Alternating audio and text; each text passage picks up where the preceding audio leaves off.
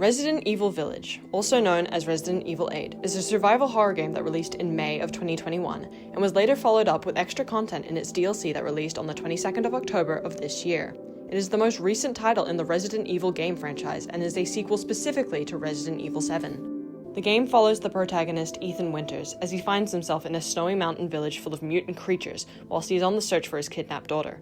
Ethan soon learns that this village is led by a cultist called Mother Miranda and her so-called children, the Four Lords of the Village, who are similarly mutated like the village creatures, and will stop at nothing to make sure that Ethan Winters is dead. Within the Resident Evil franchise, there is a lot of Gothic conventions in relation to Gothic literature, though Resident Evil Village takes it up a notch by specifically being based on many well-known pieces of Gothic literature, and altogether is a huge love letter to the Gothic horror genre in general. In this video, I'll be breaking down Resident Evil Village and explaining how it is one of the best modern-day examples of the Gothic genre, as well as being a really great adaptation of many classic pieces of Gothic literature. So let's start by analyzing some of the main themes of the game.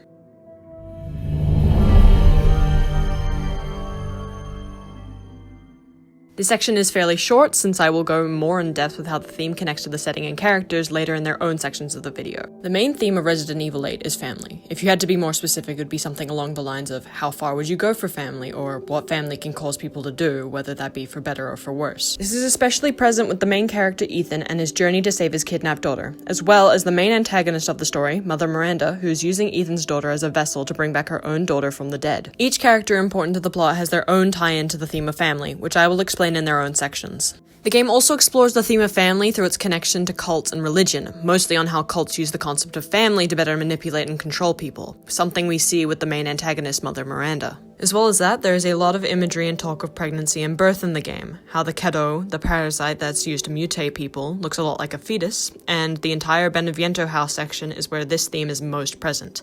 Again, I will explain it in its own section and its connections to pieces of Gothic literature later. Now, the reason these themes connect to Gothic literature is because they are quite commonly found within the genre, especially the idea of fallen families. The Fall of the House of Usher by Edgar Allan Poe is one of the best-known Gothic short stories and has a main theme of family, as that's what the plot and conflict centers around, very similar to Resident Evil Village.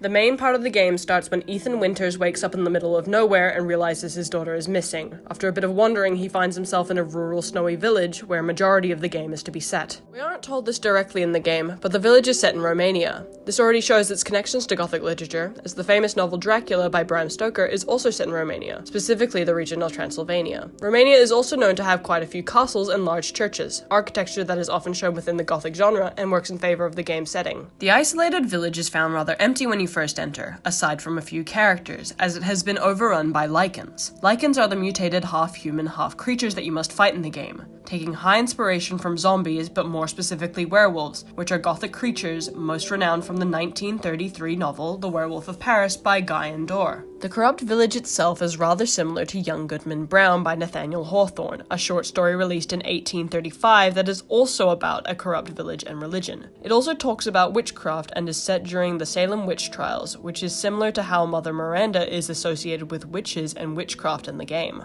Once you find the last surviving villagers, they express their trust that Mother Miranda will protect them from the lichens. You later learn that Mother Miranda is deceitful, as she had planned the massacre of the village, showing that this village is much rather an evil cult disguised as a neo-pagan religion that Mother Miranda created to control and manipulate the villagers. This is similar to the 1973 film The Wicker Man, a movie about an island of people who are manipulated by a man through their religious beliefs. The movie follows an outsider who goes to this island and is rather disturbed by this cult, much like Ethan Winters. The game also shows how the villagers are often controlled through fear, as if they do not adhere to Mother Miranda, they are to be sent off to one of the Four Lords to be dealt with, never to be seen again. The Four Lords each have their own sections surrounding the village, these being Castle Dimitrescu, House Beneviento, Moreau's Reservoir, and Heisenberg's Factory, all being important stages of the game that are all different and unique in their own ways.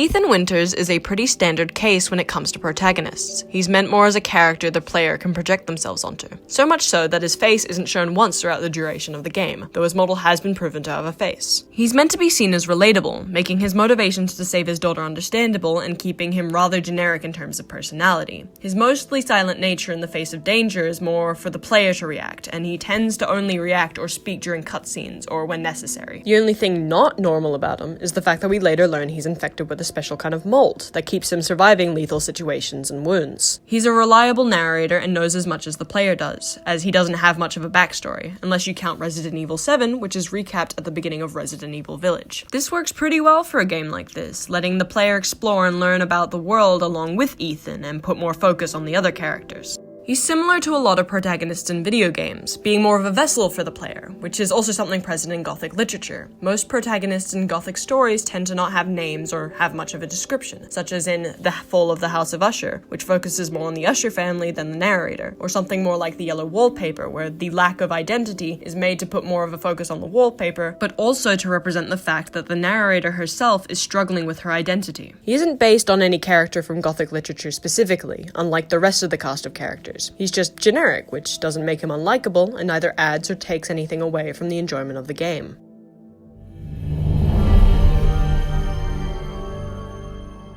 The first of the four lords that you must face is Lady Dimitrescu, along with her three daughters, Bela, Daniela, and Cassandra. Dimitrescu is shown to be very high and mighty, a woman of posh nature and elegant poise. She is very loyal to Mother Miranda and grateful of her gift that led her to be so tall and powerful. Though her beauty is more of a disguise to hide her evil nature, seeing as she has a cannibalistic hunger for maiden's blood and a love for torturing specifically men. You must avoid encountering her and her daughters as you sneak around Castle Dimitrescu, where you are both searching for clues of Rose, Ethan's daughter, as well as solving puzzles to find your way out. Along the way, you must kill each of the Dimitrescu daughters and eventually face Lady Dimitrescu in her monstrous form to get out. Dimitrescu is highly based on Dracula, with her thirst for blood caused by a mutated blood disorder and the fact that she lives in a large Gothic castle in the middle of Romania. Not only that, but the name Dracula originates from the Romanian word Dracul, which means dragon, and Lady Dimitrescu's fully mutated form is designed to look like a dragon. She is also represented as the Bat Lord in the Village of Shadows story told at the beginning of the game. Dimitrescu's three daughters are also based on the Dracula novel, being based off the brides of Dracula, since they are known to seduce men before proceeding to feed upon them, much like the daughters do with Ethan Winters. The daughters also can't go outside like Dracula's brides, though instead of sunlight it is because they are hurt by the cold. Dimitrescu's connection to the theme of family is shown through her care for her daughters and the anguish she feels after learning Ethan Winters has killed them, giving her more of a motivation to hunt him down. This is best expressed through the line,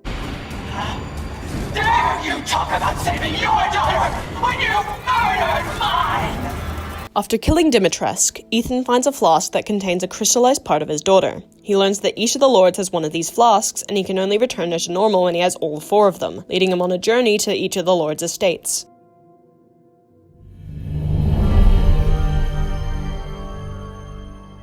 After Dimitrescu, you make your way up to the Beneviento Manor, where you must solve a puzzle revolving around a life-size doll of Ethan's dead wife Mia and face many strange and unsettling hallucinations. The person behind all of this is Lady Beneviento, the second lord of the village you must face. She is reserved and quiet, preferring to isolate herself and to hide her face, due to it being disfigured by the Cadeau, speaking mostly through her sentient doll Angie. Her connection to family is hard to explain, but she is heavily based upon women in mourning, as her actual family is mentioned to have committed suicide off the waterfall next to her house, which would explain her mourning garb and why she surrounds herself with dolls rather than people. Beneviento's powers is to create deadly illusions and hallucinations through pollen, which explains many of the strange things Ethan experiences during this part of the game. The strangest part being the giant fetus baby that chases you around the bottom floor of the house. This is meant to represent Ethan's daughter Rose, metaphorically representing Ethan's guilt for being unable to protect his daughter and his fear of what Miranda may turn her into. This is all rather similar to The Yellow Wallpaper with its theme of postpartum depression. There's also a huge focus on dolls in this section. Dolls are a big fear to many people, which is why this section is believed to be the scariest part of the game, and also why dolls are a big part of the horror genre. Dolls also represent pregnancy in a way, as they can often symbolize either a desire to have children or a fear of having children. Creepy dolls are more popular in the film genre, starting way back with The Great Gabbo in 1929, and more recently with movies such as the Chucky franchise, Annabelle and The Boy. Though there are books, none are super well known or influential, since most media with possessed dolls is recent or based upon real events. Once you kill Beneviento, the hallucinations fade and you collect the second flask, continuing on to the next lord.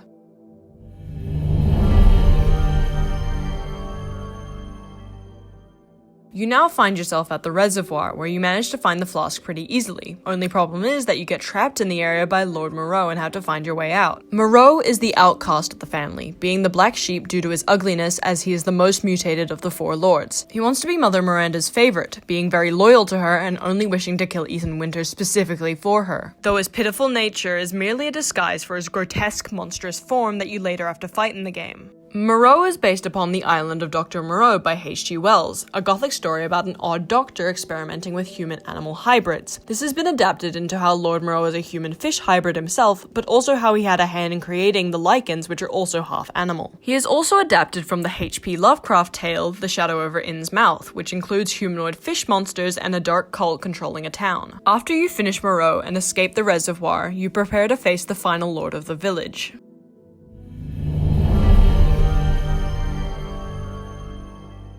Heisenberg is the final and most powerful of the 4 lords, yet is surprisingly the least loyal to Mother Miranda. He has a secret hate of her due to the experiments she's done on him, going against her by giving Ethan the final flask and making him an offer to help with his daughter if he helps kill Miranda. Ethan refuses the offer though, causing Heisenberg to trap him in his factory and leaving him to try fight off the zombie army Heisenberg has been building. Heisenberg's powers are being able to move and manipulate metal, which makes sense why he lives in a factory and also why his mutated form is a monstrous amalgamation of flesh and machinery. Heisenberg is my personal favorite from the game, as his eccentric personality and opposition to Miranda makes him an interesting character. Heisenberg is heavily based upon Dr. Frankenstein from the 1818 novel Frankenstein by Mary Shelley, as he is somewhat of a mad scientist, but he also creates monsters from corpses for his army, much like Dr. Frankenstein making his monster. But he is also based upon Frankenstein's monster, seeing as the monster hated his creator the same way Heisenberg hates Miranda, and hates what she has turned him into. He also seems to have some similarities with Van Helsing from Dracula, who stands as the strongest adversary to Count Dracula, which would make sense with Heisenberg's hate towards Dimitrescu. After you kill Heisenberg, putting an end to all the lords, Ethan is interrupted by Mother Miranda before he can have a chance to try fix his daughter, as Mother Miranda rips his heart out and takes the 4 flasks to bring back her daughter from the dead.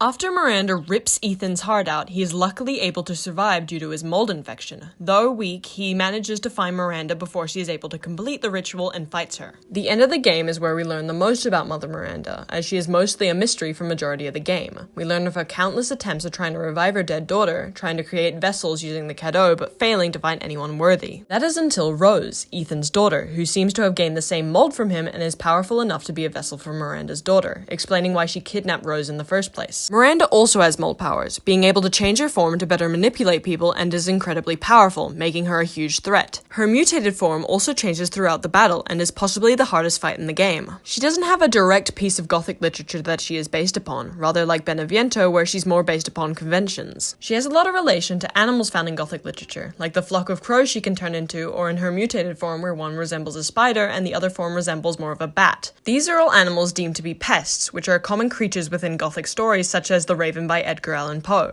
She's also highly based around religion, being a cult leader and using people's beliefs to control them. Religion was a huge part of British society back when Gothic literature began to rise in popularity, so it would make sense why it was discussed and explored in writing. Miranda is specifically based around the idea of the corrupted clergyman/clergywoman, the idea of a religious figure being evil or deceitful. This is most well known in Victor Hugo's novel The Hunchback of Notre Dame with Frollo, which could have also influenced Mother Miranda's relationship with Lord Moreau, as he resembles Quasimodo quite a bit. Frollo is the main antagonist of the story and uses religion as a way to excuse many of his actions throughout the story. She is also related to the 1968 movie Rosemary's Baby, which could have influenced Ethan's daughter's full name, which is also Rosemary. The movie is about a satanic cult manipulating a young woman into using her baby in their ritual, similar to what Miranda does. Miranda's wrath inevitably comes to an end as Ethan successfully kills her and manages to save Rose, though sadly dies soon after due to his weak body not being able to survive much longer without a heart. That's where Resident Evil Village ends. Resident Evil Village is a true love letter to Gothic literature, adapting and creating an interesting tale and memorable characters that are all individually horrific in their own ways. This game is a great example of modern-day Gothic media, and is just a really amazing game in general. I truly couldn't explain how great it all is into one video. There's so much more within this game and its connections to Gothic literature that I could talk about, but this is all I have about time for. I hope this has possibly made you interested in playing the game, though if not, then I hope you enjoyed. Thank you for watching.